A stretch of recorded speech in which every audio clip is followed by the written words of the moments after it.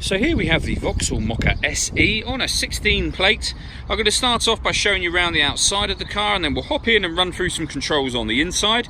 But from the outside you can see it's a 5-door car with alloy wheels and tinted windows. Let's start off inside the boot and then work our way around the rest of the car from there. So as we approach the boot, you'll see we've got reversing sensors, plenty of boot space as well, along with that 60/40 split folding rear seat should you wish to increase that space even further. Okay, so we're just going to work our way back round to the front of the car and then we'll hop in and run through some controls on the inside. But now that we've done a full circle of it, you can see it's in excellent condition the whole way round.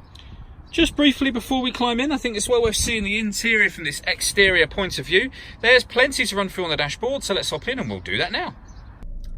Okay, so now that we're inside the car, we're going to start with the dials. On the left-hand side, we have the rev counter, and on the right-hand side, the speedometer. At the top, we've got the fuel gauge and coolant temperature gauges. And in the middle at the bottom, the total miles for this car, which are 17,214.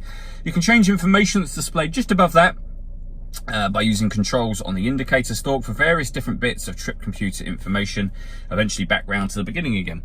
If we back out to the steering wheel, on the left-hand side we have cruise control and speed limiter, and on the right-hand side we have stereo and phone controls. Over in the centre, we turn the stereo on first of all. This adjusts the volume and turns the stereo on and off. When it comes to the radio, first of all, we've got FM, as you can see, DAB and AM as well. If you want to listen to your own music, you can do that via the CD player, the auxiliary input as well. And we've got USB input on top of that. And as I say, you can pair up your phone up on this screen as well. And all of that is done using the controls just here. And we can see we've got the CD player at the bottom of that section. Beneath that, we have dual zone climate control. So you can adjust the driver and passenger temperatures, the fan speed up and down from here. You can determine where you'd like the air to be distributed. The air conditioning is on when that light shows, so off, back on again.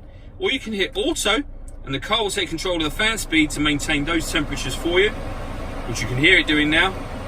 You can override that at any time you wish to, and all of these controls are doubled up on that screen so you can see them digitally. For those colder days, we've got a heated driver and passenger seat, both with 3 different heat settings each, and we have a heated steering wheel as well, which is a great extra if you've not tried that.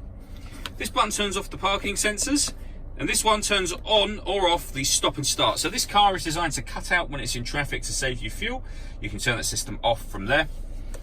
Under here we have a 12-volt charging socket, and then the auxiliary and the USB inputs, and a 5-speed manual gearbox. All that leaves me to say is thank you for taking the time to watch this video. If you'd like to come and see this car in person and have a test drive, please feel free to call any of our MJA sites.